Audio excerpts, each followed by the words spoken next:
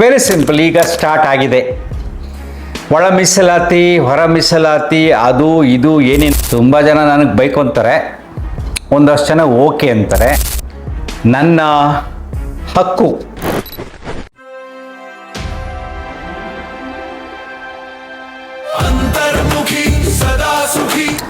ನಮಸ್ಕಾರ ಸ್ನೇಹಿತರೆ, ಈ ದಿನದ ವಿಶೇಷ ಸಂಚಿಕೆ ಮೀಸಲಾತಿ. ತುಂಬ ಜನ ನನಗೆ ಬೈಕೊಂತಾರೆ, ಒಂದಷ್ಟು ಜನ ಓಕೆ ಅಂತಾರೆ. ಬಟ್ ನನ್ನ ಅಭಿಪ್ರಾಯ, ನನ್ನ ಚಿಂತನೆ ಹಂಚ್ಕೊಳ್ಳೋದು ನನ್ನ ಹಕ್ಕು ಮತ್ತು ಸಮಾಧಾನ. ಯಾವಾಗಲಾದ್ರೂ ಅದು ಬದಲಾವಣೆ ಆಗುತ್ತೇನೋ ಅಂತ ಈ ದಿಶೆಯಲ್ಲಿ, ಅಷ್ಟೇ, ಬೇರೇನಿಲ್ಲ. Very simple. ಈಗ ಸ್ಟಾರ್ಟ್ ಆಗಿದೆ ಒಳ ಮೀಸಲಾತಿ, ಹೊರ ಮೀಸಲಾತಿ, ಅದು ಇದು ಏನೇನೋ ಶುರುವಾಗಿದೆ. ಸೊ ಶೋಷಿತ ವರ್ಗಕ್ಕೆ, ತುಂಬ ಕಡುಬಡವರಿಗೆ ಅವರನ್ನು ಮೇಲ್ ತರಬೇಕು ಅಂತ ಮೀಸಲಾತಿ ಶುರುವಾಯಿತು. ತುಂಬ ಜನರನ್ನ ಜಾತೀಯತೆಯಿಂದ ನಿಂದನೆ ಮಾಡಿ ತುಂಬ ಶೋಷಣೆ ಮಾಡಿದರು. ಅದು ಓಕೆ. ಆದರೆ ಮೀಸಲಾತಿ ಮಾಡುವಾಗ ಯಾವುದಕ್ಕೆ ಮೀಸಲಾತಿ ಮಾಡಬೇಕು, ಯಾವುದಕ್ಕೆ ಮಾಡಬಾರ್ದು ಅಂತಕ್ಕಂಥ ಚಿಂತನೆ ಇಲ್ಲದ, ದೂರದೃಷ್ಟಿ ಇಲ್ಲದ ಈ ರಾಜಕಾರಣಿಗಳ ಕಪಿಮುಷ್ಟಿಯಲ್ಲಿ ಸೃಜನಾತ್ಮಕವಾದ ಮನಸ್ಸುಗಳು, ಕ್ರಿಯೇಟಿವ್ ಮೈಂಡ್ಗಳು ನಲುಗ್ತಾ ಇವೆ. ನಾನು ಯಾವಾಗಲೂ ಹೇಳ್ತಾ ಇರ್ತೀನಿ, ನೀವು ಸ್ಕೂಲ್ ಟೀಚರ್ಗಳೇ ರಿಸರ್ವೇಷನ್ ಕೊಡಬೇಡಿ. Middle school teacher, high school teacher, college lecturer, ಬೇರೆ ಯಾವುದೇ ರೀತಿಯಾದ ಎಜುಕೇಷನ್ ಸಿಸ್ಟಮ್ಗೆ ರಿಸರ್ವೇಷನ್ ಕೊಡಬಾರ್ದು. ಯಾಕೆಂದರೆ ಒಬ್ಬ ಗುರು ನೂರಾರು ಮಕ್ಕಳ ಭವಿಷ್ಯವನ್ನು ಬದಲಾಯಿಸುತ್ತಾನೆ. ಅವನಿಗೆ ಕ್ರಿಯೇಟಿವಿಟಿ ಇರಬೇಕು, ಡೈನಾಮಿಸಮ್ ಇರಬೇಕು, ವಿಶಾಲ ಮನೋಭಾವ ಇರಬೇಕು. ಸೊ ಅದಕ್ಕೆ ಆದ ಕೆಲವಾರು ಸೂತ್ರಗಳಿಂದ ನಾವೇನು ಮಾಡ್ತೀವಿ, ಸೆಲೆಕ್ಟ್ ಮಾಡ್ತೀವಿ, ಎಕ್ಸಾಮ್ ಬರೆಸಿ. ಸೊ ಅಲ್ಲಿ ನೀವು ರಿಸರ್ವೇಷನ್ ಕೊಟ್ಟರೆ, ರಿಸರ್ವೇಷನ್ ಪ್ರಕಾರ ಅವನು ಏನಾದ್ರು ಬಂದರೆ ಅವನು ಏನು ಟೀಚ್ ಮಾಡ್ತಾನೆ? 35%, 40% ತೆಗೆದು ರಿಸರ್ವೇಷನ್ ಬಂದು ಟೀಚರ್ ಆದರೆ ಒಳಗಡೆ ಓಡ್ ಬಂದ್ಬಿಡುತ್ತಾ? ಇಂಥ ಜಾತಿ ಅಂದ್ಬಿಟ್ರೆ ಓಡ್ ಬಂದ್ಬಿಡುತ್ತಾ?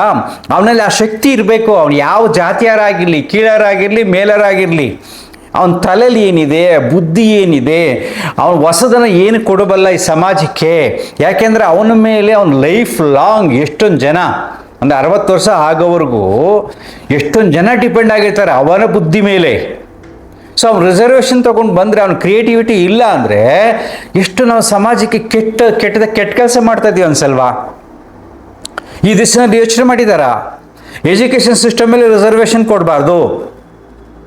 ರಿಸರ್ಚ್ ಮಾಡ್ತಾರಲ್ಲ, ಅಲ್ಲಿ ರಿಸರ್ವೇಷನ್ ಕೊಡಬಾರ್ದು. ರಿಸರ್ಚ್ ಅಂದ್ರೆ ಏನು? ನಮ್ಮ ದೇಶ ಯಾಕೆ ಹಿಂದುಳಿತಾ ಇದೆ ಅಂದರೆ, ಈ ಪದ್ಧತಿ, ಜಾತಿ ಪದ್ಧತಿಯಿಂದ ಡಿವೈಡ್ ಮಾಡಿ ಜನಗಳೆಲ್ಲ ಸಮಾಜ ತುಳಿದು ಮೂಢನಂಬಿಕೆಯ ಮನಸ್ಸುಗಳು ತುಳಿದು ಕಷ್ಟಪಟ್ಟು ಈ ಲೆವೆಲ್ ಬಂದಿದೆ. ಅದರಲ್ಲಿ ಕೂಡ ರಿಸರ್ವೇಷನ್ ಕೊಟ್ಟರೆ ಏನು ರಿಸರ್ಚ್ ಮಾಡ್ತಾನೆ ಅವನು? ಸೊ ಯಾರು ರಿಸರ್ಚ್ ಒಂದು ಸುಮ್ಮನೆ ಆಗ್ಬಿಡ್ತಾವೆ, ಒಬ್ಬ ವಿಜ್ಞಾನಿ ಆಗಬೇಕು ಅಂದರೆ. ಸೊ ಅಲ್ಲಿ ರಿಸರ್ಚ್ ಫೀಲ್ಡ್ ಎಲ್ಲೆಲ್ಲಿದೆಯೋ ಅಲ್ಲಿ ನಾವು ರಿಸರ್ವೇಷನ್ ಕೊಡಬಾರ್ದು.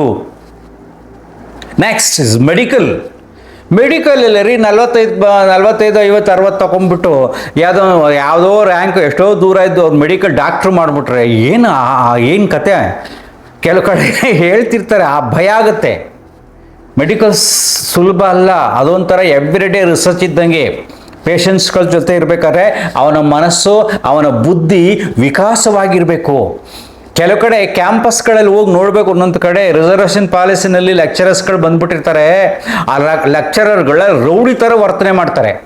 ಬಿಕಾಸ್ ನಮ್ಮನ್ನು ಯಾರು ಮಾತಾಡ್ಸೋಕ್ಕಾಗಲ್ಲ ಅಂತ ಒಂದು ಅಸೋಸಿಯೇಷನ್ ಬೇರೆ ಮಾಡ್ಕೊಂಡ್ಬಿಟ್ಟಿರ್ತಾರೆ. ಆ ರಾಜಕೀಯ ಪುಡಾರಿ ಜೊತೆ ಲಿಂಕ್ ಇಟ್ಕೊಂಡ್ಬಿಟ್ಟಿರ್ತಾರೆ. ಅದನ್ನೆಲ್ಲ ನೋಡಿದ್ರೆ ಎಷ್ಟು ಬೇಜಾರಾಗುತ್ತೆ ಗೊತ್ತಾ? ಸೊ ಎಲ್ಲ ಫೀಲ್ಡಲ್ಲೂ, ಮೆಡಿಕಲ್ ಫೀಲ್ಡಲ್ಲಿ, ಎಜುಕೇಷನ್ ಫೀಲ್ಡ್, ರಿಸರ್ಚ್ ಫೀಲ್ಡಲ್ಲಿ ಕೆಲವು ರಿಸರ್ವೇಷನ್ ಪಾಲಿಸಿಯಿಂದ, ನಾನು ಪರ್ಟಿಕ್ಯುಲರ್ಗೆ ಯಾರು ಅಂತ ಹೇಳೋದಿಲ್ಲ, ಸೊ ಈ ಫೀಲ್ಡ್ಗಳಲ್ಲಿ ಕೊಡಬಾರ್ದು ರಿಸರ್ವೇಷನ್ನು. ಅವರ ಬಿಹೇವಿಯರು, ಅವರ ಸೃಜನಾತ್ಮಕತೆ, ಕ್ರಿಯೇಟಿವಿಟಿ ಸರಿ ಇರಲ್ಲ. ಸೊ ಇದ್ರ ಮೇಲೆ ತುಂಬ ಜನರ ಬದುಕು ನಿಂತಿದೆ. ಈಗ ನೀವೇ ಯಾರು ನೋಡ್ರಪ್ಪ, ಯಾಕೆ ಈ ರಾಜಕಾರಣಿಗಳೆಲ್ಲ ಸರ್ಕಾರಿ ಆಸ್ಪತ್ರೆಗೆ ಬಂದು ಅಡ್ಮಿಟ್ ಆಗಲ್ಲ?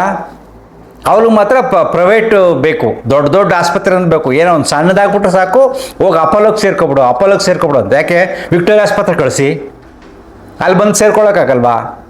ರಾಜಕಾರಣಿಗಳ ಮಕ್ಕಳು ದೊಡ್ಡ ದೊಡ್ಡ ಕಾನ್ವೆಂಟ್ಗಳು ಬೇಕು, ಫಾರಿನಲ್ಲಿ ಓದಿಸ್ಬೇಕು.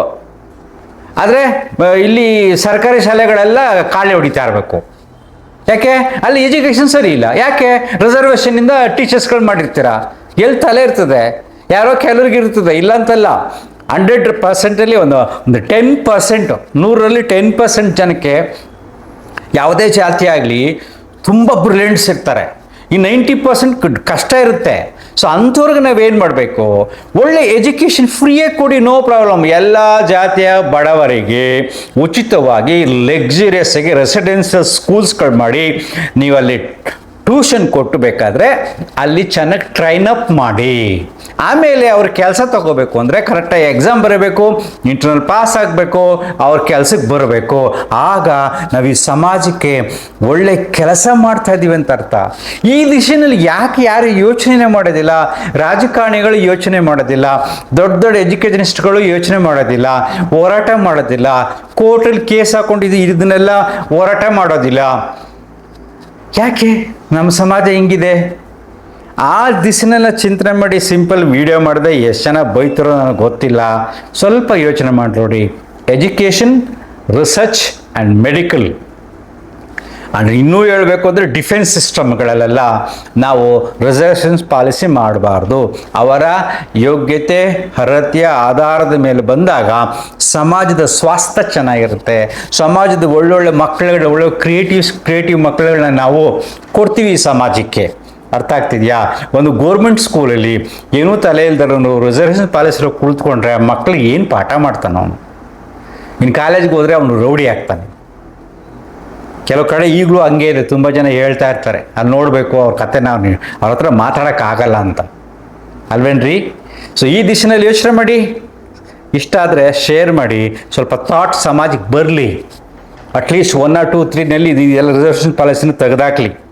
ನನ್ನ ಪ್ರಕಾರ ಇನ್ನು ಸ್ವಲ್ಪ ದಿನ ಹೋಗಿ ಆದಮೇಲೆ ಪೂರ್ತಿ ತೆಗೆದುಬಿಟ್ಟು ಫ್ರೀ ಎಜುಕೇಷನ್, ಫ್ರೀ ಹೆಲ್ತ್ ಈ ಥರ ಮಾಡಿ ಸಮಾಜ ಉದ್ಧಾರ ಮಾಡಬೇಕು ಹೊರತು ಈಗ ಅವಶ್ಯಕತೆ ಇಲ್ಲ.